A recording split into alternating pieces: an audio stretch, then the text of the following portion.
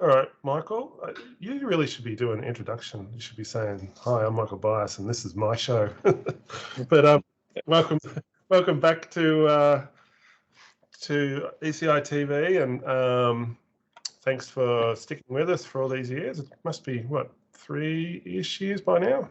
All right, yeah, I think the first ever time I did something with you guys was Shepparton World Cup, which was February. Oh, Bathurst World Cup, Yeah, February 20. So now it has been 3 years. wow. And we've been on quite a journey following you in all your ups and downs. You actually just had another accident recently. How's things going recovering from that? Yeah, I had a little crash last week at the French Cup. Nothing too serious, but yeah, we've definitely been on an adventure. I was thinking that this morning, actually. I was like, one day I'd be able to sit down and watch sort of all of these back, and it would definitely sort of tell a story of where I was at each time of the podcast. Yeah, I think it's been a pretty cool 3 years, and hopefully got some more exciting stuff coming up. Yeah. So you took some time off when you're in New Zealand. Did you get stuck into training there, or did you wait till you got back to France? It was meant to be 1 month, and then I had an injury on my mountain bike, so then it turned into 1.5, 2 months of sort of no riding. I got back into training where I could around my shoulder at the time, and then I dug deep into training back home. But this was the first time I've ever sort of travelled for BMX, not for a race.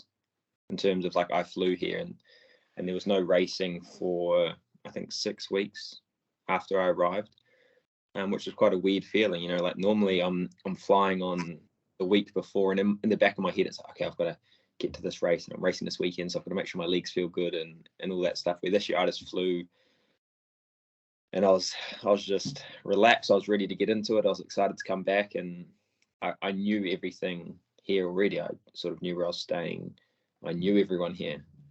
So it was another new experience, sort of just coming back and feeling a different way. So I dug deep into training in New Zealand, but then coming here and being in the group, and it was in the middle of winter. I've never had to train with more than 2 layers on. I had like 3 or 4 layers on for a few weeks, but yeah, it's all experiences, and it's been good.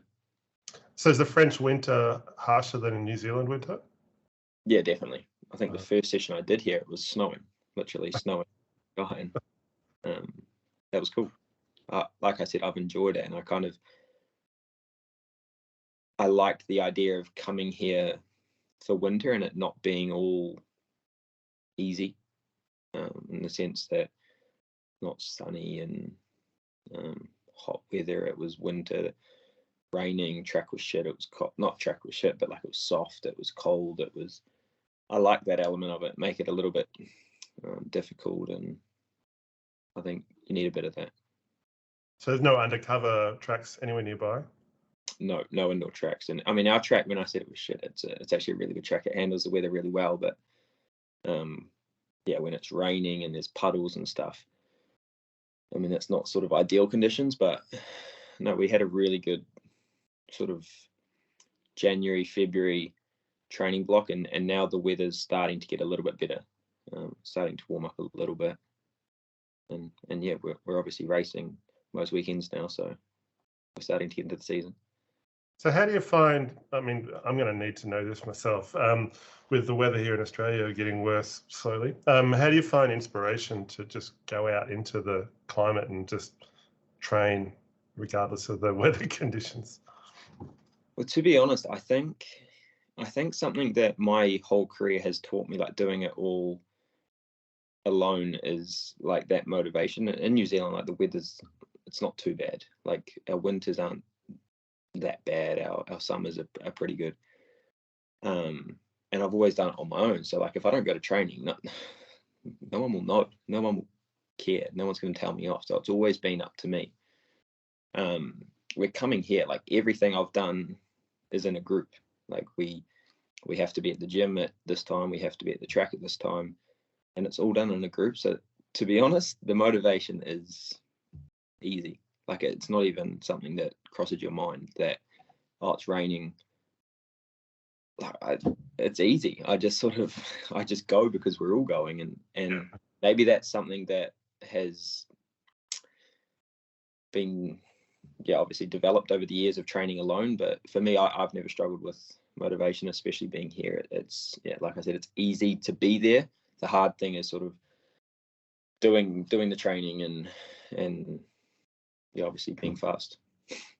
So I noticed in the past a lot of the Euros will go to a warmer climate, go down to Spain or whatever. Is there any talk of doing that before the summer kicks in? Not really. I guess with our club, it's all about budget, as we're trying to save money for the racing. No, we're not going to go anywhere. It's not that bad here in terms of the climate. Yeah, it rains, but we can just get on with it. I've spoken to a few people about that. I've seen a lot of people do that Spanish sort of training camp, but the tracks don't look that good there, and it looks like all they do is dirt jump. So it doesn't really appeal to me, to be honest. So what race are you preparing for next? Right now I'm just trying to get my shoulder 100% for all the racing, but there's Zolder this coming weekend, which I'm not sure I'm going to be ready for. I'm going to try get ready for it, and then we've got a French Cup in just over a month, so 5 or 6 weeks, and then basically from there is the World Cups. And then it's just going to be French Cups and stuff from there. But I don't know. I kind of just same as last year. I just want to race. It doesn't really bother me what race it is. Like if it's a French Cup, European Cup, World Cup, I just want to race with the best guys and try and get some results and try and improve myself. So the French Cups are a bit different for you this year, aren't they? Because you're actually riding for a club and earning points for the club. Does that add any pressure, or you just do your own thing and hope to get some good points? Yeah, I mean, last year, because I wasn't actually officially scoring points for the club, but it was still like the club had got me here. They were paying for the racing, and I still wanted to prove, I don't know, that it was a good idea for them, and obviously coming into this year that it was a good decision. So last year I had pressure, if you want to call it that, expectations on myself, but no, this year it's the same. If anything, it's probably a little bit more chill, because last year I felt like I proved myself to them and to myself that I can do what I can do, and it's just sort of constantly trying to improve that. I want to what I did last year I want to do again, but maybe a little bit better this year. So it's you're always going to have that pressure and the expectations on yourself. I think we as athletes put enough pressure and expectation on ourselves that we don't really need to worry about the external pressure as well. Yeah. I did notice, and other people who follow you on social media would have noticed, you've got a very special frame this year. How does it feel to be flying such a custom colours, but also flying, I guess, your national? It's not a flag, is it? But it's representing New Zealand quite strongly. Yeah, it's actually so cool. The day before I flew here, actually, I went down to the Waikato in New Zealand, and we did like a photo shoot and stuff for Inspyre as Action Down Under in New Zealand, and now selling Inspires. And just that was such a cool day, because I feel like I was heavily involved with that. And even though I've only been with Inspyre for a year, I don't know, just because I'm so close with Dorian and the brand, I feel quite involved with it and quite passionate about it. So to see that in New Zealand was so cool, and then to actually show up here and see the ferns on the bike, like Dorian didn't show me or tell me, so it was quite a surprise for me. And to be able to ride the prototype and have like the fern all over it, or as Dorian calls it, the palm tree. It is super cool. I love it, and it's those little things that they do for us as riders that make you feel involved and make you feel a part of it. I did notice I was at Grands, and Inspyre had quite a big booth with a lot of bikes on display, and I believe they ended up managing to get distribution in the US. So really starting to take over on an international scale, not just through Europe. Do you think we're going to see a whole lot more Inspyre worldwide? I think that's the plan. Like they've got a lot of bikes here in France and in Europe. And then, yeah, I think they want to try and expand into the American market. That's kind of the next big thing in BMX, isn't it? The American market. But yeah, I think Dorian said, like in America, they're quite patriotic towards their own stuff. Like if it's not American, they're not too sort of excited to jump on it. So yeah, I'm not sure how it's going to go, but they're going to give it a go and try and push it over there. But I think when you've got the riders like Jeremy, Pills, etc., I think yeah they can do well. They've just got to get sort of Jeremy and stuff over there and just show how good the bike is over there. So you won't be doing any racing over there to sort of help with the showing off or showcasing the bikes? I would actually like to. I've enjoyed watching some American stuff, and yeah, it would be cool to do some American racing. I don't know when or anything about it, but I'm not against sort of going over and doing some of these Supercross races in America. But yeah, my main focus is obviously here and doing this.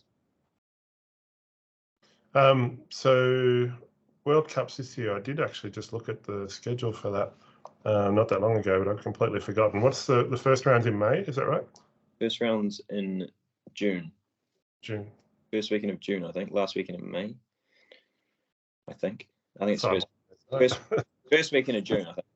And it's in Turkey. So they raced Turkey in 2021, I think. That's right. They did 4 rounds there? Sorry? They did 4 rounds there? Yeah, back-to-back weekends. And, I mean, at the time they had, I've heard they've changed the corners. So they had these blue corners and they just looked super slippery and it caused lots of crashes. And I've heard that they've changed the corners and some of the track, which is cool. I guess it's a bit of a neutral track being in Turkey. Obviously, some people have been there before, the ones that went in 2021, but yeah, it's pretty neutral. And I think when we have a track like in Turkey that no one's there practicing on, I think it makes for good racing, and yeah, I think it's good for our sport having these types of tracks. So we don't see a lot of people on the international circuit from Turkey, but are there a lot of people on the European circuit racing from Turkey? I don't think I've ever seen a Turkish rider. Oh. Yeah. So yeah, I don't know. I think they've got a track in Uzbekistan as well, like a Supercross track. So it's probably the same thing there. But yeah, I think I'm all for that. Like the tracks popping up in locations like this that sort of are more neutral. You know what I mean? Like we're not having. I think Papendal is really important for our circuit as well, but obviously the Dutch team practice on that every day, so they've got a little bit of an upper hand. And to be honest, these tracks are so easy to get on these days that a lot of people go there, or federations go there weeks or months before to get practice on, which, I mean, you'd be silly not to, but at the same time, sort of, yeah, give some people the upper hand. You don't see Lewis Hamilton gonna Silverstone 6 weeks before to get some secret on it. That's true. So I've actually heard whispers that we might even see a World Cup again here in Australia next year. How would that be for you? It's almost like you've got quite a big following in Europe now, so it'll probably be less of an atmosphere for you to come over here, wouldn't it? No, I think in New Zealand, yeah, there's rumours of it being in New Zealand and Australia, the World Cups next year. At this stage, they're just rumours, I guess. Nothing's been announced, but no, I think New Zealand and Australia will always be more homely to me, like just the people. I'd like to think a lot of Kiwis and some Aussies follow BMX in general, follow Isaac and stuff, and follow the world stage of BMX. no, I'd like to think in New Zealand and Australia I've got like a home support. Where over here, I don't really have that. Not that it matters. I've got a really good support team over here, like the French support, just from my club and my team. So, no, if there is one in New Zealand, I'm very excited for that to have a home support. I remember watching in New Zealand the Worlds. I didn't race, and I remember every time there was a Kiwi on the gate in elite, like the crowd would go crazy, and I was quite jealous at the time. I was like, man, I wish that would be me up there. So if we do have a World Cup, it'll be our first ever World Cup in New Zealand, and I'm sure the locals will get along and support it if it happens. And the same in Australia. The Shepparton last year was one of the best World Cups that they've hosted. I think the organisation was really good. The atmosphere was really good, and I'm sure wherever the World Cup is in Australia, I'm sure it will be the same. Did you hear BMX is going to be in the Commonwealth Games, and Shepparton was selected as the track to host it? Yeah, I did hear that. It's 2026, isn't it? Yeah. Must be, yeah. Well, last year, so that's exciting for BMX. That's like growing up as a kid. I always wanted to. I mean, we always watch the Olympics and the Commonwealth Games, and that's something that you always wanted to sort of be at. But obviously, it was never possible for BMX and the Olympics or Commonwealth Games. So now it's possible for both, and I think it would be quite cool to showcase our sport at the Commonwealth Games. And obviously, we've got some good nations in the Commonwealth for BMX. We've got England, Canada, Australia, New Zealand. I'm going to forget someone now, but even that's 4 pretty big countries, and there'll be some good racing. Yeah. Do you think you'll still be in the sport? What is it? 3 years' time? Yeah, I think I will be, but yeah, it's a long way away. You never know what's going to happen. Yes. It'll be interesting to see what they do in terms of qualification for the Commonwealth Games. Obviously, there's not as many nations going for it as the Olympics, and I don't know what they'll do in terms of quota spots. Like the Olympics, they've got 24 riders now, so I'm not sure how many they'll allocate towards the Commonwealth Games. Maybe a bit more. Maybe like Australia can take 3 or 4, maybe. So whatever it is, I think it will be good for our sport. I'm surprised that it's not widely known what the qualifications is. It's really not that far away in the terms of things, is it? Yeah, I guess the qualification period is going to be similar to the Olympics, like 2 years prior to the games, and we've still got the Olympic qualifying going. So yeah, we'll find out soon, but too far away to think about that. So are you back working at Frenchys and helping them out? I'm doing like social media and some marketing where I can try and get some Inspyres into New Zealand and stuff. And but yeah, this year I've spent all my time at the club, so I've been to Lyon once when I arrived to pick up my bike and stuff. But yeah, I'm still trying to help out where I can and do what I can to help. Have they got any new products that have just been released recently? Yeah, they've actually released quite a few products this year, late last year, and then we've got some exciting things coming with the frames and stuff. So we've got like a new front top loader stem that they've released. You're gonna really test my brain listing off all the new things with some new colorways, like some oil slick stuff, some bottom brackets, chaining bolts, etc. I noticed some new grips recently, some single lock or single clamp lock-ons. Grips? Yeah, the Pride grips. Yeah, they're not new, but yeah. You know me. We've got some exciting things coming. That's what I like about sort of the brand, that they're always looking to improve and never satisfied with what we've got. And they're really, really open to our opinion on everything. So that's how you improve as a brand, is always looking to improve. So what are your goals for this year? What are my goals? It's been it's been different in terms of the mindset around it. Last year I was just like a kid in a candy store and running like a headless chicken around everywhere, but it's different. You like I said, you come here and not the same things don't excite you the same way because it's the second time round. But my goals are the same, to be honest. Like last year I wanted to learn as much as I can about BMX and about myself and about training. And this year is the same. And I just want to, I feel like you've always got new sort of puzzles to work out. And it's just, trying to work out sort of the one in front of me, not worry about too much else that's going on left and right. But I just want to sort of do what I did last year, focus on myself, do the best I can at every race and see where that puts me. But no, I'm really lucky to be in my position, and that's something that I won't forget. So I just want to sort of show up every day, do the best I can, and I'm sure the rest will take care of itself. This year, the start of this year has been quite tricky, I guess. Like coming into it, you think about the best results you had last year, and that's kind of where you think your baseline is, but that's not sort of BMX. So we've had 2.5 weekends of racing, and sort of the results haven't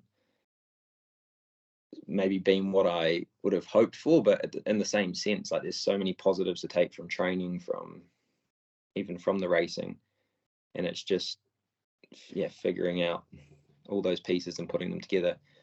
But it's been nice to be honest, to see Leo, Matisse, Rico, Richard, now Jeremy's back, but to see those two boys doing so well at the first 2 weekends. I mean, I train with them most days. So when your training partners that you're training with are doing so well at the races, even though I'm there not getting the results I want, I kind of know that I'm at that level, which is nice. In the past, I never had that. It was kind of, you're just on your own. You go back to training on your own, and you never know where. Now I kind of know where I'm at without racing, if that makes sense. Training. So it's been good. So last year when you went over, the results built rapidly, didn't they? You kind of probably started off similar kind of results at the start, and then just kept building and building and getting more and more confident. Do you think that'll happen again unconsciously? Well, I don't think. Well, last year, kind of the first weekend, I started off really well. Like I made a final in Verona last year, where it was like a ridiculously heavy field for a UEC round. And then I had some bad weekends. Like I went to Zolder, had a horrible weekend, went to Stuttgart, had a pretty rubbish weekend. Then I had some good weekends. And it was kind of like that at first. And then I started to find some confidence. Where I'm not worried. Like the confidence was built last year, and you can't take that away from me. Like that's built in, and a couple bad weekends, it doesn't actually bother me. Yeah. That's BMX. And like I said, last year I had some good weekends and some bad weekends, and followed them up with good weekends. And that's probably the main thing from last year is I did it on multiple different tracks. I did it at World Cups, European Cups, French Cups, the Worlds. So I'm not worried about confidence really. I'm lacking right now. It's probably just putting the pieces together and just it's BMX. Like you can. We always talk about it. Like you kind of leave a weekend, and on the bus drive home, we're just like, oh, so and so did this weekend, and you're kind of like, well, like that person was in every final last year, and maybe now they got a quarterfinal. But it's literally, that's our sport. You can't be at the top end every week. Depends on what you're doing for training or where your mentality is, and there's so many different things that can affect you. So they're extremely deep fields in Europe, aren't they? Yeah, and I mean, maybe some people don't realize how deep they are, but also there's so many riders that maybe the average Joe won't know that are ridiculously fast, but just haven't put all those pieces together yet themselves. So there's a lot of riders out there, and I think in Verona or in the French Cup, one of them we had over 100 riders. So it's 100 good riders as well. But that's what I want to do. That's what I said before. I want to race the best of the best, and challenge myself every week. So I did notice there was an Aussie. I've completely gone blank. Over in Europe, riding European circuit now too. Ollie Moran. Ollie Moran, of course. Have you seen much of him? I seen him at Surrey Arms, because I think that's his home track. That's where he's living, and I think he won both days there, so that's good. Under 23, yeah. And then I think that's all I've seen. So we've just done Surrey Arms, Verona. Oh, he was in Verona as well. I think he crashed. And then the French Cup on the weekend, he wasn't there, but it got cancelled anyway because of the weather, which is where I had my crash. But yeah, there is Ollie here. In terms of that, last year Aston Wickridge Coles was here for a bit. But yeah, I think a lot of them are gravitating towards America, aren't they? Yeah. I saw Bodie there pull a second yesterday, I think. Yeah, Bodie's there. Wade's there. All right. Josh Jolly's there. Yeah. Yeah. Obviously Isaac McLean, Jack Davis. There's a lot of Aussies in America at the moment. That's true. Rico doesn't seem to be in the States at the moment. BMX? Yeah. Yeah, he's there. Oh, okay. Yeah. Just haven't seen him in the results. Oh, okay. He's over there. I think most Kiwis are back home in New Zealand. We had nationals 2 weeks ago, and then there's Oceania's coming up as well. So I guess some of the Aussies will jump over for that. Is that this weekend? No, next weekend coming. I couldn't tell you, to be honest. 18th, 19th rings a bell. Oh, okay.